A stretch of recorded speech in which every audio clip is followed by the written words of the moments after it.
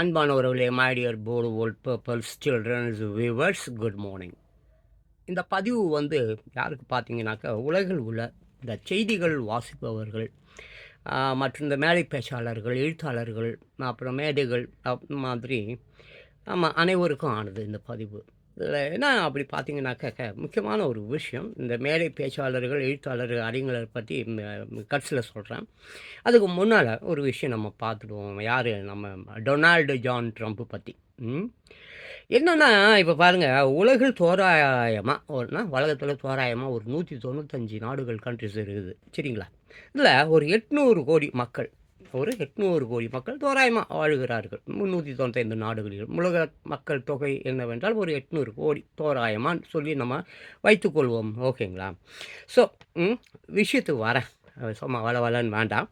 இந்த Donald John Trump இருக்கார்ல, அமெரிக்க அதிபர், 47வது அதிபர். ஸோ அவர் பார்த்தீங்கன்னாக்க, இந்த மைக்ரேட்ஸ் இருக்காங்களே, இல்லீகல் இமிக்ரன்ஸு, ஆமாம், அதாங்க சட்ட விரோத குடியேறிகள், அப்புறம் இல்லைன்னா புலம்பெயர்ந்தவர்கள், அந்த மாதிரி நம்ம சொல்கிறோம் இல்லை. ஸோ இப்போ நம்ம ஒரு விஷயம் நம்ம பார்ப்போம். அமெரிக்கா பார்த்தீங்கன்னாக்கா மொத்தம் ஒரு 50 மாகாணங்கள் இருக்குது, எல்லாருக்கும் தெரிஞ்ச விஷயந்தான் இல்லையா? இப்போ கூட ரீசன்ட்லி கலிஃபோர்னியா மாகாணத்தில் லாஸ் ஏஞ்சல்ஸ் கூட சுத்தமாக பயங்கரமாக எரிஞ்சு போச்சு. நிறைய போராட்டங்கள் அங்கே போகுது, நம்ம அதை பற்றி நம்ம பேச வேண்டாம். ஸோ ஒரு 33 கோடி தாங்க அந்த 50 மாகாணங்கள். அந்த மக்கள் தொகை ஒரு தோராயமாக ஒரு 33 கோடி மக்கள் தொகை அங்கே இருக்காங்க, ரைட்டுங்களா? ஸோ இந்த அமெரிக்க ஐக்கிய நாடுகளின் மக்கள் தொகை அதில் பார்த்தீங்கன்னாக்கா, இந்த 33 கோடியில் அமெரிக்க நாடுகளின் அந்த யூஎஸ்ஏன்னு சொல்கிறோம்ல, அவன் united India states of America, இங்கே பார்த்தீங்கன்னாக்கா அதில் ஒரு 33 கோடியில் ஒரு கோடி ஹமாச் 1 கோருங்க, 1 கோடிக்கு மேல். யோசிச்சு பாருங்கங்க, ஒரு கோடிக்கு மேல் அந்த 195 நாடுகளிலிருந்து சட்டவிரோதமாக குடியேறி அமெரிக்க நாட்டை, வளம் மிக்க அந்த நாட்டை, கீழ்த்தரமான செயல்களை செய்து அமெரிக்காவை குப்பை தொட்டியாக மாற்றிவிட்டார்கள். யோசிச்சு பாருங்க, நம்ம நாட்டில் இந்த மாதிரி செஞ்சால் சும்மா இருப்போமா? எந்த நாட்டிலையாவது இந்த மாதிரி நடந்தால் அந்த நாட்டின் அதிபரோ அல்லது பிரைம் மினிஸ்டரோ இல்லை சீஃப் மினிஸ்டரோ யாரோ சும்மா இருப்பாங்களா? நம்ம நாட்டில் சும்மா இருப்பாங்க? நம்ம நாட்டை பற்றி பேசாதீங்க. நம்ம நாட்டை பற்றி பேசுகிறதுக்கு எந்த தகுதியும் கிடையாது, சரியா? அதை விட்டுருங்க, தூக்கி ஓரங்கட்டுங்க. ஸோ நம்ம அமெரிக்க நாடு அது ஒரு அற்புதமான நாடு, ஒரு அழகு நாடு. 47 அதிபர்கள் சேர்ந்து, ரெட் இண்டியன்ஸ் விடுங்க, ரெட் இண்டியன்ஸுக்கு அவங்க கொடுக்க வேண்டிய மரியாதைகள்லாம் கொடுத்து கொண்டு தான் இருக்கிறாங்க. பைத்தியக்காரனுங்க, படிக்க தெரியாதவங்க, அறிவில்லாதவங்க, சரித்திரம் பற்றி தெரியாதவன். ஒரு 500 ஆண்டுகளுக்கு முன்னால் அமெரிக்கா எப்படி இருந்தது, இப்போ எப்படி இருக்குது? இப்போ உலகத்தில் இருக்கிற 195 நாடுகள்லையும் இருக்கிறவன் ரெட் இண்டியன்ஸ் பற்றி பேசலாம், நேட்டிவ் அமெரிக்கன்ஸ் பற்றி பேசலாம். ஆனால் நேட்டிவ் அமெரிக்கர்களை பற்றி பேசுவது இல்லை. இவன் பேசலாம், ஏன்னா இவனை சொரிச்சிட்டாங்களாம், வரக்கூடாதுன்னு சொல்லிட்டாங்க. உனக்கு என்னடா அமெரிக்காவில் வேலை? ஏன்னா ஊரில் படிக்காதவன் இருக்கிறான், கம்பெனி இல்லை, வேலை இல்லை, ஒன்றுமே இல்லை, நக்குது, ஜில்பி ஜிடுக்கா. நாட்டு மக்களுக்கு நீ படிச்சிருக்க, அறிவாளி, மயிரை பிடுங்குற, கட்டுற பெரிய மயிரெல்லாம் படித்து வச்சுருக்க, ஊரில் தொழில் தொடங்க வேண்டியது தானே? நாட்டு மக்களுக்கு நீ ஹெல்ப் பண்ண வேண்டியது தானே? நாட்டு மக்கள் பிச்சை எடுக்கிறான், நீ இங்கேருந்து அங்கே போய் அந்த நாட்டை குப்பை தொட்டி ஆகுவ, அந்த நாடு பார்த்து கொண்டு சும்மா இருக்குமா? என்னடா உங்கள் லாஜி? கேட்குறேன்டா டேய், 195 நாடுகளையும் சேர்ந்த நாதாரிகளே, சட்ட விரோதமாக போய் அவன் நாட்டில் குடி இருக்கிறதோ, அப்புறம் அவர் இராணுவ ஃப்ளைட்டில் இல்லை போனால், டேய் நீங்கள்லாம் நல்ல வேலை, ரோமானியன் தெரியுமா? சீசர் கேள்விப்பட்டிருக்கியா? பாவண்டா இயேசுநாதர், எந்த பாவமும் பண்ணலை, எந்த துன்பமும் செய்யலை, நல்லது தான் சொன்னார், பிரசங்கம்தான் பண்ணார். அவரை திருடர்களை சிலுவையில் திருடர் இருக்கான் பார் அந்த காலத்தில், அவங்கள தான் சிலுவையில் அறைவாங்க. அப்படிப்பட்ட சிலுவையில் அறைந்து கொன்றான் ரோமானியர்கள். நல்ல வேலை, நீங்கள் பண்ண அயோக்கியத்தனம், இந்த சட்ட விரோதமாக குடியேறின விஷயம், இந்த மாதிரி விஷயம் அந்த காலத்தில், ரோமானியர் காலத்தில் செஞ்சுருந்தா அவர்களுடைய தண்டனை எப்படி தெரியுமா இருக்கும்? சென்னையில் போய் மியூசியம் பார், கற்காலர்கள், இந்த கற்காலத்தவர்கள், அதானப்பா கற்காலம். அந்த கற்காலம் யார்? கற்காலம் பார்த்தேன்ன கல்லில் கத்தி கல்லுலலாம் கொன்று போடுவான். இந்த மாதிரி தவறு பண்ணவர்களை ரோமானியர்கள் எப்படி தெரியுமா, ஒரு கூண்டு உள்ளார போட்டு கூண்டை பக்காவாக மூடிட்டு ஃபுல்லாக அதில் வந்து கம்பி கிம்பிலாம் கட்டி மலை மேலே எடுத்துன்னு போய் நெருப்பை பற்ற வச்சு அப்படியே உருட்டி விட்ருவான் இந்த மாதிரி தவறுகள் செய்தவர்களை. சாதாரணமாக இப்படி இல்லை, ஏகப்பட்ட அம்மா அவருக்கு ஃபுல்லாக கையெல்லாம் கட்டிட்டு ஒரு ரூமில் வச்சு அப்படியே வந்து ஈட்டி ஃபுல்லாக ஈட்டி அப்படியே ஒரு 50-60 ஈட்டி ஃபுல்லாக வயிற்றில் குத்தி, கண்ணில் குத்தி, காதில் குத்தி, மண்டையில் குத்தி அப்படி சாவடிப்பான். தூக்கி சிங்கத்துக்கிட்ட போட்டுருவான். ஆமாம், அப்படிப்பட்ட தண்டனைகளை தந்து இருப்பான் இந்த மாதிரி சட்டவிரோதர்கள் அவங்காலத்தில் பண்ணியிருந்தான். தெரிஞ்சுங்க, 10-20 சாம்ராஜ்யங்கள், பெரிய பெரிய சாம்ராஜ்யங்கள் காணாமல் போயிடுச்சு. ஏதோ அமெரிக்காவை அவர்கள் அழகு பார்த்து கொண்டு இருக்கிறார்கள். அப்படிப்பட்ட அமெரிக்காவில் போய் பேண்டு குப்பையை கொட்டி, ஏண்டா வாழ்ந்த இந்தியாவை பார்த்தியா? பாம்பேலாம் போய் பார்த்தியா? கல்கட்டாலாம் போய் பார்த்தியா? நான் பார்த்துருக்கேன். நார்த் இந்தியா பூரா சுற்றியிருக்கேன். கங்கையில் 4 மூக்கு ஏச்சினா செத்துப்பிடுவேன். அவ்வளோ கப்பு. நான் குடிச்சிருக்கேன். என் பிள்ளைக்கு திதி கொடுக்கறதுக்காக போய் 2 தடவை போயிருக்கேன். இப்போ எல்லாம் ஒரு 15 வருஷத்துக்கு முன்னால். ஆமாம், போய் திதி கொடுக்குற பேரில் அந்த பிண்டம் கொடுப்பார்களே, அப்படி கொடுத்து வந்து புண்ணு வந்துருச்சு, சரங்கு எல்லாம் வந்துருச்சு எனக்கு. சரி, அந்த மாதிரி சட்ட விரோத குடியேறிகளை அவரவர் நாடுகளுக்கு திருப்பி அனுப்ப என்னை காப்பாற்றினார் என்கிறார். என்னது யார்? ஜீசஸ் வந்து இந்த மாதிரி அயோக்கியங்க, இந்த மாதிரி குப்பை, இந்த மாதிரி பண்ணி விட்டுட்டான் அமெரிக்காவை. இதை மறுபடியும் நான் பாதுகாக்கணும். பழைய அமெரிக்கா எவ்வளோ அழகாக இருந்தது, சுத்தமாக இருந்தது. உலகம் போற்றும் நம்பர் 1 அமெரிக்காவை திரும்பியும் நான் வந்து சுத்தம் பண்ணணும், க்ளீன் பண்ணணும். அதுக்காக தான் ஜீசஸ் என்ன 4 தடவை காப்பாற்றிட்டுருக்கிறார். புல்லட் இப்படி போச்சு, கொஞ்சம் அப்படி வந்தால் செத்து போயிருப்பார். ஸோ அவர் என்னை எப்படி சொல்லுகிறார்? To save America Jesus saved மீன்றாரு. To save America Jesus saved me அப்படின்றாரு. ஆமாம், to make America great again அப்படின்றார். என்ன சொல்கிறார்? டு மேக் அமெரிக்கா கிரேட் அகைன்னா போய் நாசமாக போயிடுச்சு. யார் பண்ணது? 190 நாடுகளையும் சேர்ந்த நாதாரிகள், குடியேறிகள், சட்டவிரோத குடியேறிகள் செய்த ஒரு கேவலமான செயல். உங்களை இராணுவ ஃப்ளைட்டில் அனுப்பணுமா? இராணுவ ஃப்ளைட்டில் உங்களை நல்ல வேலை நாம் பிடிச்சி உள்ளே வச்சு குமுறுன்னு ஒரு 2 வருஷத்துக்கு 3 வருஷத்துக்கு வச்சு குமுறி கஞ்சி காய்ச்சி தூக்கி அடிச்சிருக்கணும். உங்களை எதோ பாவம் இராணுவ இதுலையாவது அனுப்புகிறாரு. அதுக்கு நன்றி சொல்லுங்கள் அவருக்கு. அவர் நாட்டில் போய் உக்காந்து அவங்க நாட்டை நாசம் பண்ணி விட்டு கெடுத்துட்டு இவர் வந்து ஜெட்டில் அனுப்புவாங்களா? ஈரான் எலன் மஸ்க்கு கிட்ட சொல்லலாமா? எலன் மஸ்க்கு இவங்களெல்லாம் ஜெட்டில் கூட்டின்னு போய் அவங்க ஊரில் விடணும், முட்டாள்களை. சரி, அப்படி அவர் என்ன சொல்கிறார்? ஜீசஸ் அப்படிப்பட்ட சட்ட விரோத குடியேறிகளை அவரவர் நாடுகளுக்கு திருப்பி அனுப்ப என்னை காப்பாற்றினார். அவங்க நாட்டுக்கு அவங்கள அனுப்பி வைக்கிறதுக்காக ஜீசஸ் வந்து என்னை காப்பாற்றினார். நான் அனுப்பி வைக்கிறார். அதை ரொம்ப மரியாதையாக கௌரவமாக அதை ஏற்றுக்கிட்டு ஒவ்வொரு நாட்டுக்காரனை என்ன பண்ணணும்? அவன் நாட்டில் இருந்து ஃப்ளைட் அனுப்பிச்சு அவங்கள வர வைக்கணும். அவன் நாடு என்ன அவ்வளோ திருட்டு பசங்களை ஒருத்தவன் ஒரு ஊரையும் நாட்டையும் சொந்தமாக ஆக்கிரமித்து வளர்ச்சி வச்சுன்னு இருக்கிறீங்க. கொஞ்சம் நஞ்சமாடா காசு வச்சுருக்கிறீங்க. ஒரு 10,000 ஃப்ளைட்டு வாங்கலாம் ஒவ்வொருத்தவனும். அந்த மந்திரி, எம்எல்ஏ, கவுன்சிலர் முதல்கொண்டு இவ்வளோ பணம் வச்சுருக்கிறீங்க. உன் நாட்டு மக்கள் எங்கேயோ போயிட்டான், சட்டவிரோதமாக போயிட்டான். அவனை வந்து அந்த நாடு திருப்பி அனுப்புது. நீ நல்லவனாக இருந்தால் நீ உன் நாட்டில் ஏன்னா ஃப்ளைட்டே இல்லையா? ஃப்ளைட்டை அனுப்பிச்சு கூப்பிடு. அவரும் அடிக்க விட்டு ரொம்ப நாள் ஆகுது. நீங்களும் கூப்பிடுங்கன்னு பார்த்தா நீ ஏன் கூப்பிடுவேன்? டேய், நீங்களாம் யாருன்னு அவருக்கு தெரியும். மேலே இருக்கிறாரு ஜீசஸ், அவருக்கு தெரியும். புரியுதா? ஏதோ அனுப்புகிறாரு, சரி ஓகே சொல்லாமல். ஆனால் அவங்கன்னா கண்ட கருமானி. அதுக்கு தான் இந்த மேடை பேச்சாளர்களை பற்றி நான் சொல்ல வந்தேன். யார் அவன் தான் பேசின்னு இருக்கிறான். இந்த மேடை பேச்சாளர் என்பவன், அப்புறம் அந்த எழுத்தாளன் என்பவன், அப்புறம் அந்த அறிஞர்கள் என்பவன், இவனுங்க தான். ஏடா டேய், நீங்கள் பேசுகிறீங்களாடா டேய், மேடை பேச்சாளனே, எழுத்தாளனே, அறிவாளியே, மயிர, நீ பேசுறது உனக்கே புரியுமா?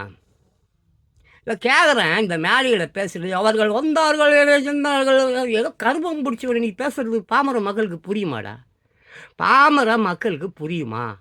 அடச்சி, நீ உன் வீட்டில் இப்படி தான் பேசுவியா? உன் வீட்டில் உன் பொண்டாட்டிக்கிட்ட உன் குழந்தைங்கக்கிட்ட உன் பேர குழந்தைங்கக்கிட்ட இந்த மேடையில் பேசுறியா அப்படி தான் போய் பேசுவியா?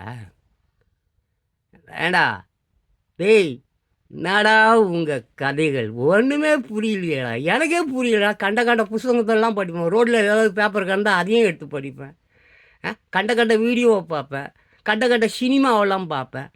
எனக்கு என்னமோ பெரிய மயிரெல்லாம் எனக்கு தெரியும் நான் நினச்சின்னு இருக்கேன். எனக்கே நீ பேசுறது புரியலையே, நீ அப்படி என்னத்துக்கு பேசுகிற? பேசுவது பாமர மக்களுக்கு புரியணும். பாமர மக்களுக்கு முதல்ல பிடிக்கணும், அப்புறம் புரியணும் ஃபஸ்ட்டு நீ என்ன பேசுவது என்பது. புரியுதா? Colloquial means what?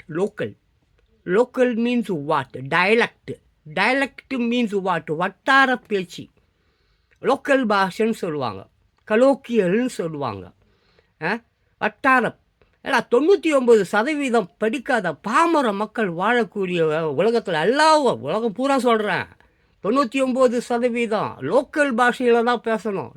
Colloquial, dialect, வட்டார பேச்சின்னு பேர், அதுக்கு அர்த்தம். அதில் பேசணும். போய் மேடையில் நின்றுங்கன்னு மைக்க பிடிங்கின்னு நக்குன்னு சப்புன்னு சப்பின்னுக்குறிய. நீ பேசுவது உனக்கு புரியுதா? இல்லை உன் வீட்டில் அங்கே இந்த மேடையில் பேசுகிறிய, இப்படி தான் போய் உன் பொண்டாட்டிக்கிட்டோ உன் குழந்தைக்கிட்டோ உன் பேர் பிள்ளைங்கெல்லாம் பேசுவேன். இந்த நாலேஜ், ஒரு சாதாரண நாலேஜ், ஒரு சின்ன அறிவு பாமர மக்களிடம் எப்படி பேசினால் அவர்களுக்கு புரியும் என்பது கூட தெரியாத நீ மேடை பேச்சாளனா, எழுத்தாளனா, மேதையா? உருப்பட மாட்டீங்க போங்க எப்படியோ. ஸோ இதெல்லாம் நீங்கள் இப்படிலாம் இருக்கக்கூடாது. சரி. அப்போ ஒரு சின்ன விஷயம், இராணுவ விமானத்தில் அனுப்புகிறார், அந்த நாட்டை விலை பேசுகிறார். எந்த நாட்டை அவர் வேலை பேசுவார், வாங்குவார், போவார், வரி விதிப்பார், வரி விதிக்க மாட்டார், அவர் நாடு, அவர் இஷ்டம். நீ வேணா இதையும் வாங்காத, வரி விதிக்கிறார், வீசிட்டு போட்டோம், வாங்காத. ஏடா உன் ஊரில் நீ ஏதாவது சொந்தமாக ஏற்றுமதி எதையாவது பண்ணுறியா? இட்லியை தவிர இந்த ஊரில், இந்த தமிழ்நாட்டில் சொல்கிறேன், இட்லி, பஞ்சாபு கிஞ்சாபங்க, சப்பாத்தி கிப்பாத்தி, பச்சை மிளகா, இப்படி ஒரு 195 நாடு இருக்குது. எந்த நாடாவது ஏற்றுமதிகளில் நீங்கள் சிறந்து வருகிற? எல்லாம் இறக்குமதி செஞ்சு வாழ்கிற நீ எல்லாம் போய் பேசுகிற. ஏதோ சீனா இல்லைன்னா நக்கின்னு போடுவீங்க எல்லோரும். நீங்கள் இந்தியா தான் சொல்கிறேன், 75% 85% இறக்குமதி. ஏற்றுமதியெல்லாம் அங்கே எதுவும் ஏற்றுமதி இல்லாத நாடு உருப்படாது. புரியுதா? ஏற்றுமதி முக்கியம். இங்கே என்ன நீ ஏற்றுமதி பண்ணுற? திருட்டுத்தனத்தையும் அயோக்கியத்தனத்தையும் முள்ளமாரித்தனத்தையும் பொய்யையும் ஆட்டையையும் போட்டுக்கிட்டு இருக்கிறதுக்கு பேர் ஏற்றுமதியா? அதெல்லாம் கஷ்டம்.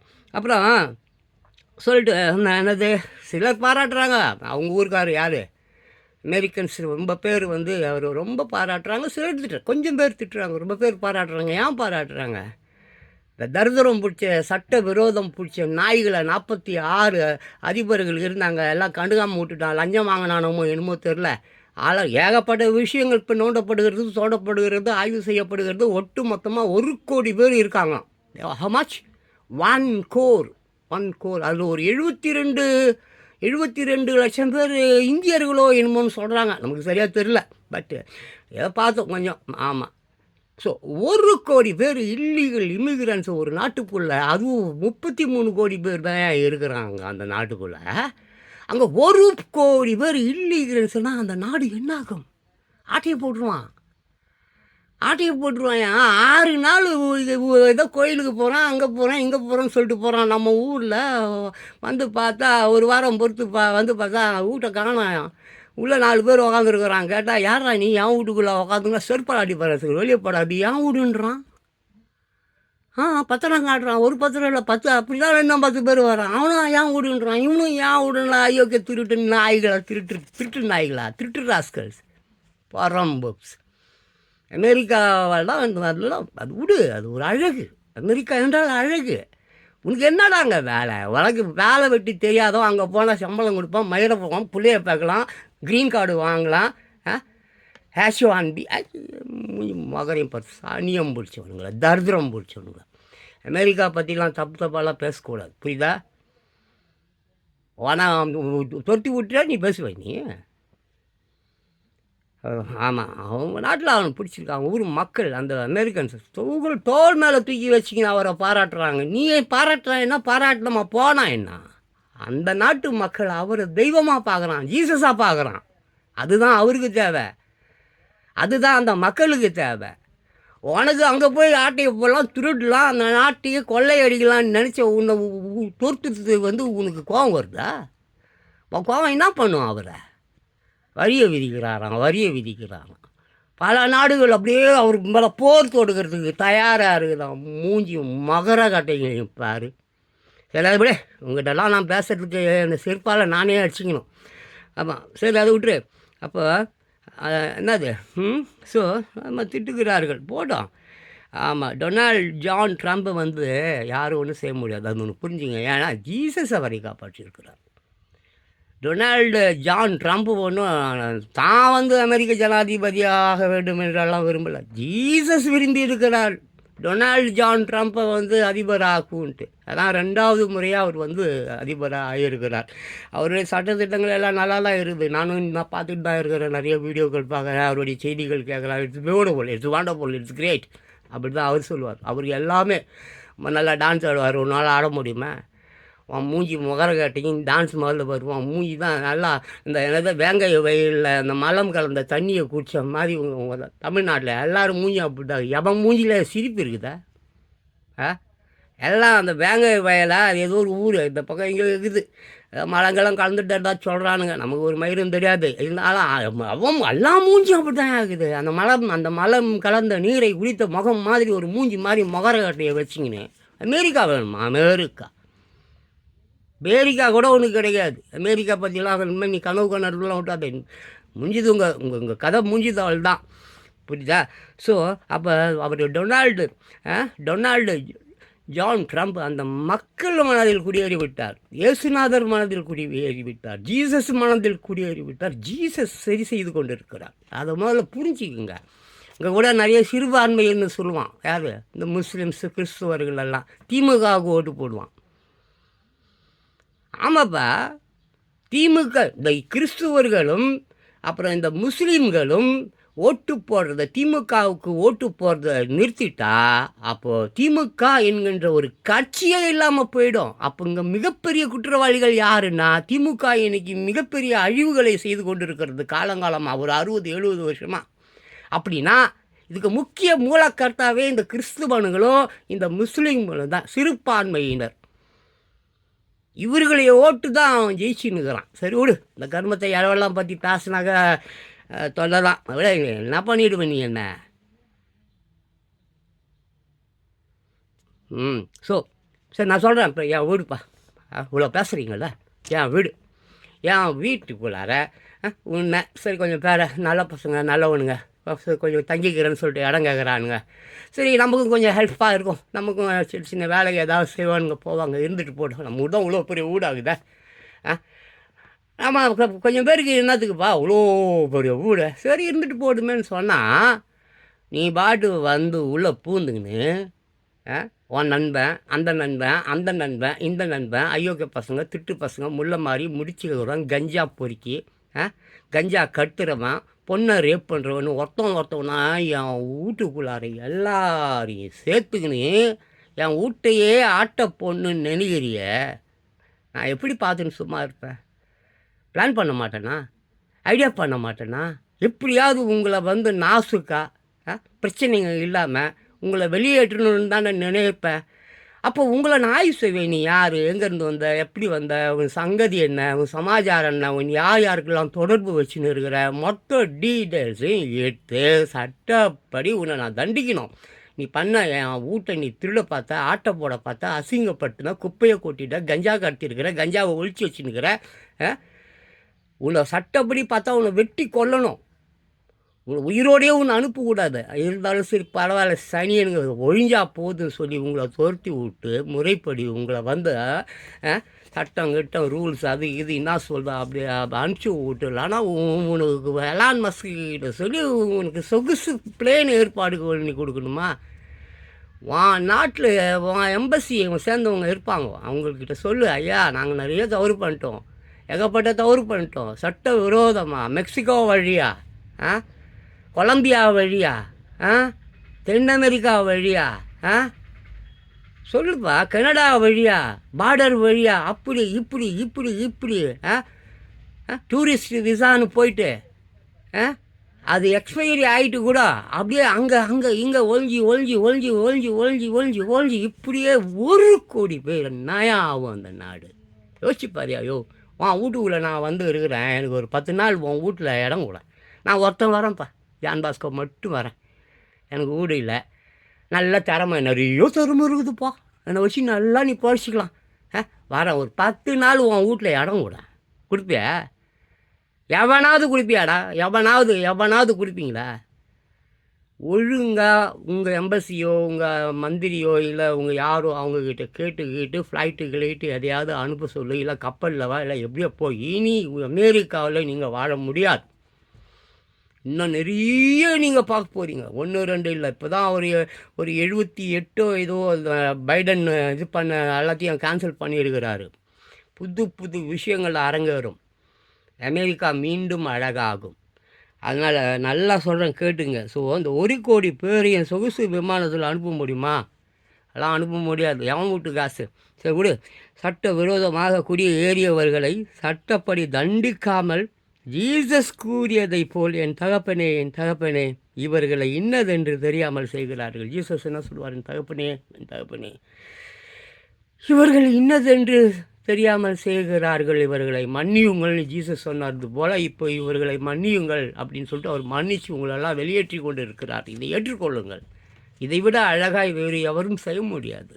இது ஒரு நல்ல விஷயம். அவர் ஊர், அவர் நாடு, அவர் மக்கள், அவர்கள் போட்டிருக்கிறார்கள். நீ போற்ற வேண்டிய அவசியம் அவங்களுக்கு கிடையாது. அதை புரிஞ்சுக்கிட்டு செய்யுங்க. அது மாதிரி தான். அதே மாதிரி இந்த மேடை பேச்சாலாம் தத்துவம் பேசுகிறவங்களாம் தயவு செஞ்சு கலோக்கியல் மீன்ஸ் லோக்கல் பாஷையில் பேசு. 99% பேர் உலகம் பூரா லோக்கல் பசங்க தான் இருக்கிறாங்க. ஒரே 1% தான் இந்த திருட்டு பையன், ஆட்டையை போடுறவன், அயோக்கியம், பச்சைவன், டையை கட்டிக்கின்னு ஊரை ஏமாத்துறவன், படிச்சுட்டு நல்லா படிச்சுட்டு பாமர மக்களை ஏமாத்துறவன் இருக்கிறான்.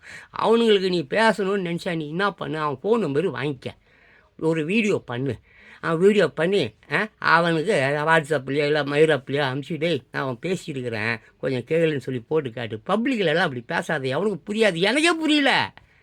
நான் எல்லா கருமத்தையும் எவ்வளோ புக்ஸ் படிக்கிறேன், சினிமா பார்க்குறேன், மயிரை பிடுங்குறேன், கத்தை காட்டுறேன், கண்ட இழவெல்லாம் படிக்கிறேன். எனக்கே புரியலையே நீ பேசுறது. பாமர மக்களுக்கு எப்படி புரியும்? படிக்காதவனுக்கு எப்படி புரியும்? சொல்லுப்பா. என்னப்பா சிந்தனையாளன் நீ? என்னப்பா எழுத்தாளன் நீ? இல்லை காசுக்கு ஏதோ சினிமாவில் பாட்டு எழுதுகிற, இல்லை புஸ்தகம்னு எதையோ பண்ணி அதையும் விற்கலை. எவனோ எந்திரியை கூப்பிட்டு காலில் கையில் விழுந்து இந்த புஸ்தகத்தை கொஞ்சம் வாங்கிக்கிங்க, போஸ்ட் கொஞ்சம் கொடுங்க. என்னடா உங்கள் கதை? டேய் கருமம் பிடிச்சவனுங்களா? எங்கேயோ போயிடுச்சு டெக்னாலஜி. என்ன கருமமாக எழுவ. ஸோ ரைட், அதுதான் விஷயம். ஸோ இந்த பொது இடங்களில் அப்படியே மேடை, அப்புறம் இந்த செய்தி வாசிப்பது, இந்த மாதிரி விஷயத்தெல்லாம் நீங்கள் பேசுகிறதா இருந்தால் அந்த 99 நாடுகள்லேயும் லோக்கல்ஸ் தான் இருக்கான், கலோக்கியல்ஸ் தான் இருக்கான். அதான் டைலக்ட்னு சொல்லுவாங்க, வட்டார பேச்சு. அந்த வட்டார பேச்சு என்ன அப்படின்றத கண்டுபிடிச்சி அந்த மக்களுக்கு நீ பேசுவதெல்லாம் போய் சேர வேண்டும்னா அதுக்கு கொஞ்சம் பயிற்சி பண்ணி அந்த மாதிரி பாஷையில் எல்லாருக்கும் புரிகிற மாதிரி பேசு. அரைச்சமாகவே 40 வருஷத்துக்கு முன்னால் பேசண்டிய 195 நாள்லேயும் நக்குன்னு நக்குற. அது இன்ஜினியர் பார்க்குறான். இதுக்கு டிக்கெட்டு கலெக்ஷனு என்ன எழவோ. ஸோ இந்த மாதிரி அந்த டைலக்ட், அதாவது வட்டார பேச்சு, ஆமாம், அந்த மாதிரி தான் பாமர மக்களுக்கு புரியும்படி தான் பேசணும். ஆமாம், 1% கூட இல்லாத, ஒரே 1% கூட இல்லாத இந்த அறிவு தெரிஞ்சவன், இலக்கியம் படித்தவன், அந்த மயிறு பாஷை புரிஞ்சவங்ககிட்ட பேசுகிறத தான் நீ வீடியோ பண்ணி அவன் அட்ரஸுக்கு, அவன் ஃபோன் நம்பருக்கு அனுப்பு. அவன் கேட்டுட்டு போட்டோம். பப்ளிக்லலாம் அப்படி பண்ணாதீங்க. நல்லா இல்லை, கேவலமாக இருக்குது. எனக்கே புரியலையா, அவனுக்கு எப்படியா புரியும்? ஸோ இந்த மாதிரி இதெல்லாம் விஷயம் இருக்குது. ஸோ இதுதான் முக்கியமான ஒரு விஷயம். ஸோ ஜான், யார், நம்ம டொனால்டு ஜான் ட்ரம்ப் அவர்கள் நீ நினச்ச மாதிரி வரல, ஜீசஸ் அவரை தேர்ந்தெடுத்துக்கிறார். அதே மாதிரி இந்த இந்தியா, தமிழ்நாடு, இந்த மாதிரி 95 நாடுகள் இருக்குது. 95 நாடுகளுக்கும் ஆமாம் டொனால்டு ஜான் ட்ரம்ப் போல் ஒருவர் வந்தால் எவ்வளோ நல்லாயிருக்கும். அந்த மாதிரி ஒவ்வொரு நாட்டுக்கும் ஒரு டொனால்டு ஜான் ட்ரம்ப்பு கிடைச்சா இந்த உலகமே அழகாயிடும். பார்ப்போம், இதெல்லாம் நடக்க போகிறது இல்லை. கனவு காண்பதில் என்ன தவறு இருக்கிறது? கனவு காண்பது ஜான் பாஸ்கோவுக்கு ரொம்ப பிடிக்கும். அப்படிப்பட்ட இது ஒரு கனவு தான். சும்மா அனாவசியமாக அவரை வந்து உனக்கு போங்கு பொறாம பிடிச்ச பசங்க தானே. ஏயா தப்பு பண்ணால் அமுச்சு விட்டாரு, அதோட மூடின்னு போ. அந்த ஊடு அந்த அமெரிக்கா நாசமாக போனாயின்னா இல்லை நல்லா போனான்னா உனக்கு என்ன?